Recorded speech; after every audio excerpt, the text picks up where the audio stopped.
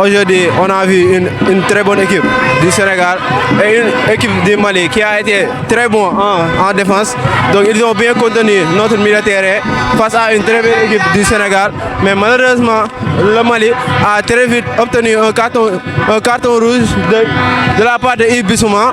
C'est ce qui l'a pénalisé. Mais avant cela, le Sénégal a d'abord marqué dès les premières minutes grâce à un but de Iliman Ndiaye. Donc par la suite, c'est la raison pour laquelle le Sénégal n'a pas été bon durant au niveau en seconde période. Pourquoi? Parce que le coach a fait un mauvais coaching selon moi, parce qu'il devrait faire entrer Nicolas Jackson à la place de Serif Ndiaye. Donc pour pouvoir bien mener ces contre-attaques, on a eu pas mal de contre-attaques, mais malheureusement on n'a pas pu les exploiter. Donc la prochaine fois, Pape Thiaw devrait faire un bon choix. Le Sénégal a une très bonne équipe avec de bons joueurs, donc l'embarras ici est à son suspense. Pourcentage de quoi?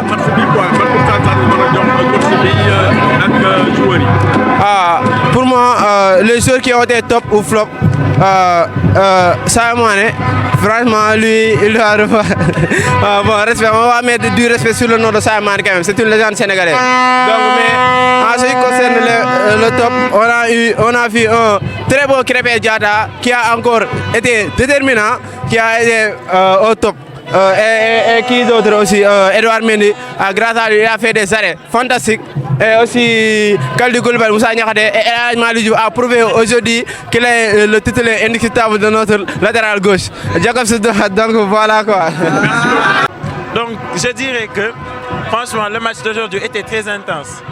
Les équipes ont joué de leur mieux. Tout s'est fait correctement, convivialement et ça s'est bien passé. Surtout, mention à Krépin Diatta, qui comme d'habitude a encore été l'un de nos meilleurs joueurs, l'un de nos atouts, l'une de ces personnes qui a été là en tout cas pour mener l'équipe jusqu'au bout. Merci encore à toutes ces personnes qui ont pu marquer et voilà, c'est tout. Merci beaucoup. Merci. Voilà, comme vous le constatez, nous sommes ici à l'ESP avec les étudiants, nous sommes avec le superviseur administratif et financier, M. Seydi. Mais félicitations au peuple sénégalais, aux supporters, le 12e Gaïndé. Man ñom lay ñëk félicité suma leen félicité soga féliciter nos joueurs. Match bi yombulon mais finalement comme on a pu le voir tous, donc ils sont restés héroïques. Nous sommes un pays de victoire, nos joueurs l'ont compris, ils ont compris que ce peuple a besoin d'une deuxième étoile et on va directement vers la deuxième étoile. Donc demi-finale, finale, rek jël coupe bi, Inch'Allah. Le coaching de Pape Bouna Sarr, quelle est votre appréciation par rapport? Waaw, xam nga Pape s'adapte par rapport au match. Match bu ñëw rek muy indi benen équipe. C'est ça la particularité de cette équipe du Sénégal. C'est une équipe, on peut dire une équipe à 3 versions. On peut avoir 4 équipes dans cette équipe-là. Parce que chaque match, dans l'indi indil benen classement, chaque match mu adapté par rapport à l'équipe bu muy nek. Et vous avez vu classement bu mu tek au fur du match, classement bi day changé. Donc interchangeant pour montrer que les joueurs ils ont compris. Moi c'est la solidarité des joueurs du Sénégal là comprendre. Moi ma neex man ñom ils ne sont pas là di woné né ay star lañu. Ils ont compris, ils sont devenus une famille, ils sont unis. Lolu moy la force de cette équipe là. Avec les étudiants en train de cette ambiance étudiants waaw xam nga nous sommes un campus d'excellence. Lepp dang ci excellent. Suñ ñëwé ci supporter nous sommes les premiers. Suñ démé ci jang nous sommes les premiers.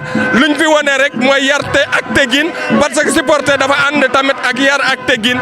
Lolu lañ fi woné. Ça a été une belle organisation. Donc ma ngi féliciter les commissions sportives de l'ESP et de l'NCTP et cette union entre les deux écoles. Gis nañ ko ci support ci nuñ nekké di supporter ak nuñ organiser fan zone bi. Je les remercie, je remercie mes étudiants des deux campus. Merci, merci. Moussa Niaré yow no gisé tay match bi Sénégal Mali amone nga ci titangé wala amulo ko ci won?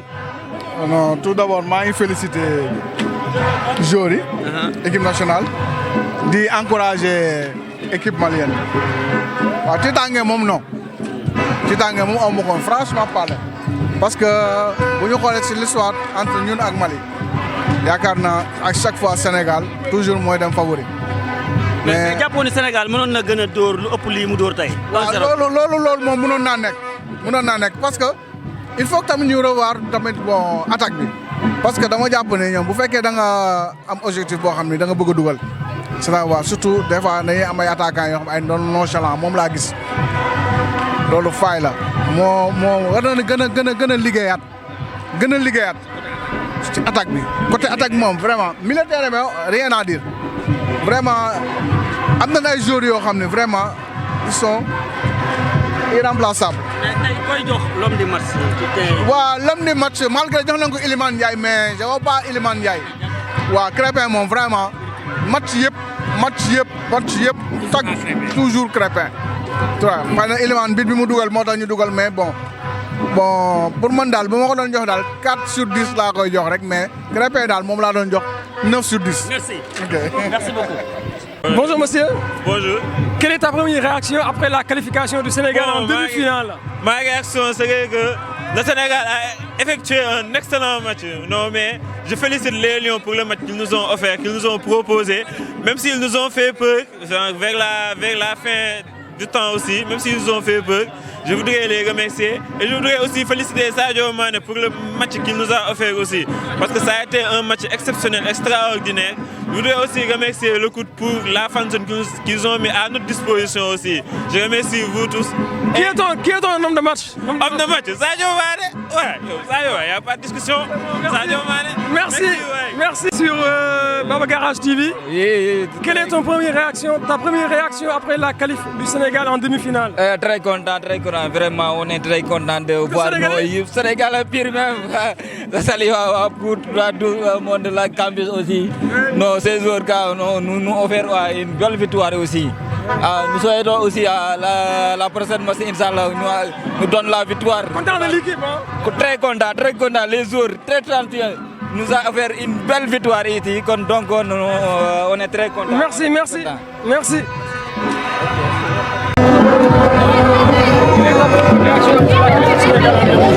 J'ai vraiment apprécié les Lions parce que ça n'a pas été facile, mais vraiment c'était pas facile parce que c'était une confrontation avec les joueurs. Ils ont tenu et voilà. Mon homme du match, c'est Iliman Ndiaye parce que lui il a tellement la technique, il fait toujours comme ça, machallah à lui. Mais bien sûr, c'est notre choix à nous. On l'aime tellement bien, machallah. Merci beaucoup.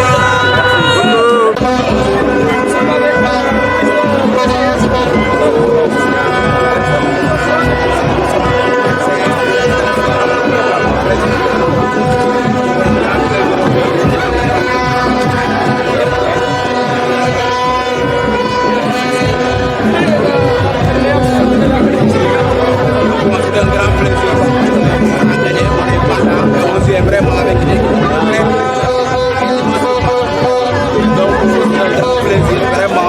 Non, ça a été vraiment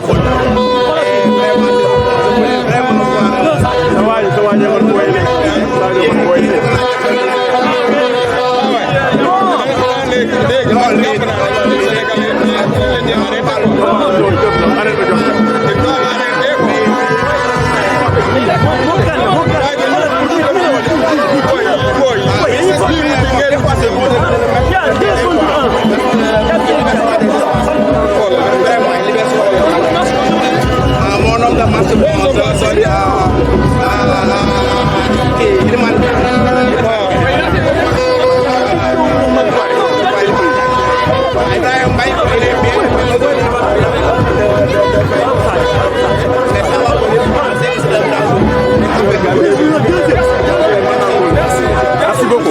Le président, moi le président. Le président de quoi? L'INSEP. Allez-y.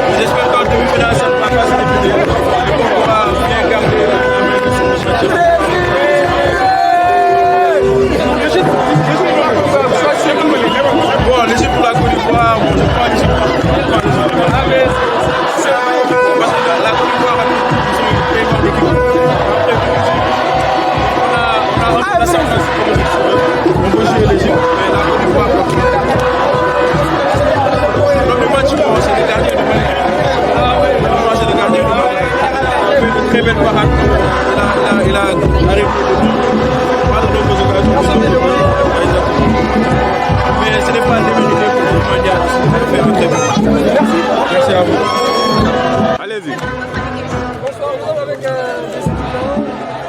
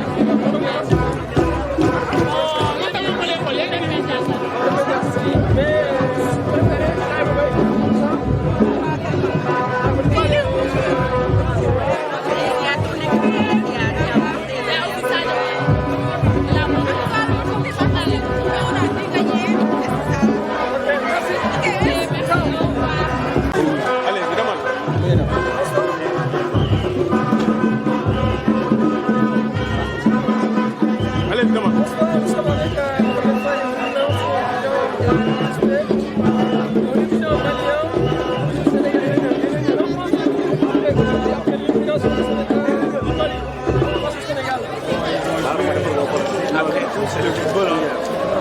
Le Sénégal a remporté le match. Voilà. On aurait aimé que le match gagne. Voilà. Il y a beaucoup plus que ça même. À travers l'histoire, le match du Sénégal, ils ont fait beaucoup de choses. Même drapeau, le peuple, donc ça va, vous pouvez la donc voilà. On est éliminé, mais c'est le football. Voilà, arrivé jusqu'à ce stade. Non, on n'a pas démérité.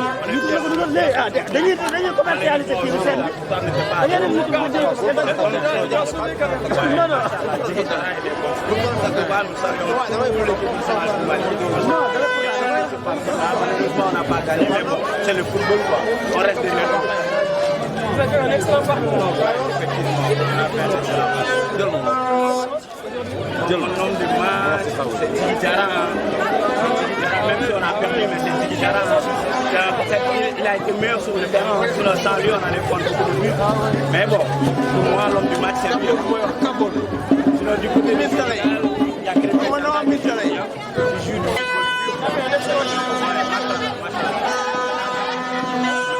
Merci beaucoup. On est ensemble. Le Mali et le Sénégal, c'est le même pays. Ouais. Merci.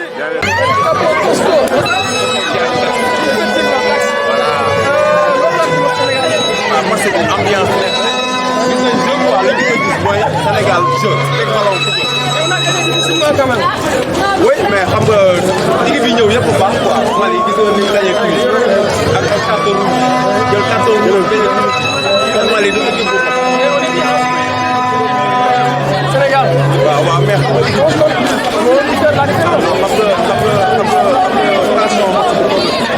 jeu bi day xaw a mais man xam naa ne Sénégal day gagné mais nañ préparé demi-finale parce que étape bii ñu génn dañuy demaat autre étape surtout muy demi-finale mooy gën a jafe mais man jàpp naa ne su ñu ñëw incha allah ESP nag damay ñëw si ESP tey def nañ mention spéciale waxoon naa ko waa Campus ñaa leen temps yëpp yéen a moomee mais tey moom dinaa yóbbu loo xam ni ESP moom lu garaaw lay doon waaw ils sont des meilleurs tey dund nañ ambiance boo xam ni mosuñu ko dund léegi nag di féliciter nag encadrement bi yëpp di féliciter sama waa ji nga xam ne moom communication moom amu si morom muy Fall di féliciter tamit nag directeur gis nañ effort yi mu def nee na Mbodj waaw indi excellent travail indi fan zone yi kenn demul fenn ñëpp ngay dund si biir université bi di féliciter nag suñ service muy taxe gis nañ liggéey bi nga xam ne moom la ñuy def di féliciter ki nga xam ne mooy sama chef de service muy Gassama di féliciter membre yëpp mais tamit féliciter nag staff ki nga xam ne moo ne fii muy Seydi waaw tout ça l'administration gis nañu effort yi mu def ESP am zone bu mel nii fan zone bu mel nii yomb chaque moment dañuy indi ay saisi bu doy indi lépp loolu nag Seydi moom moo koy corsé si kaw ñun dañuy piloté rek mais nañ préparé demi-finale gis nga liñ dund tey demi-finale mooy daal non man Sénégal nag amul ay Côte d'Ivoire ak aussi man Sénégal rek Sénégal point amul beneen équipe. jaajëf sama gars yi. jaajëf. Merci. Yaarama. ayca defal. Que penses-tu de la qualification du Sénégal?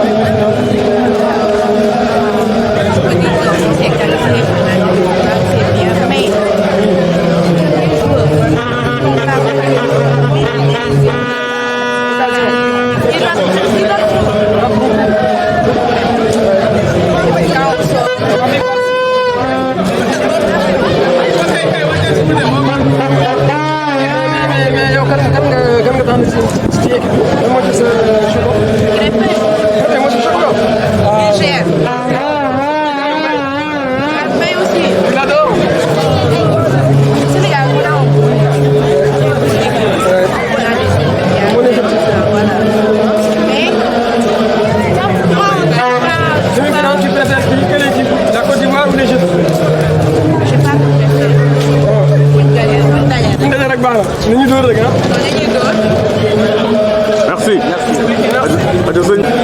Merci aux téléspectateurs de Baba Garage TV. Nous étions aujourd'hui à l'ESP. Vous voyez derrière moi le fan zone qui a accueilli aujourd'hui pas mal de monde. Tous les étudiants étaient là en train de suivre le match Sénégal-Mali. Sénégal-Mali, un match qui a débuté et qui a donné toutes les attentes qu'on avait de ce match. Vraiment, c'était un match exceptionnel, intéressant. On a vu quand même une équipe du Sénégal un peu mis en difficulté par le Mali, surtout avec des occasions toujours concrétisées. Vous avez vu Patrice qui a raté l'occasion de tuer le match, mais quand même le Sénégal a qualifié finalement et c'est l'essentiel. L'essentiel a été fait. Donc nous avons réussi aussi à interviewer pas mal d'étudiants. Vous avez vu, vous avez vraiment vécu avec nous toute l'émotion comme ça aujourd'hui, de se qualifier en demi-finale. C'est ça, vraiment, tout le monde est content. Baba Garage, ciao, ciao.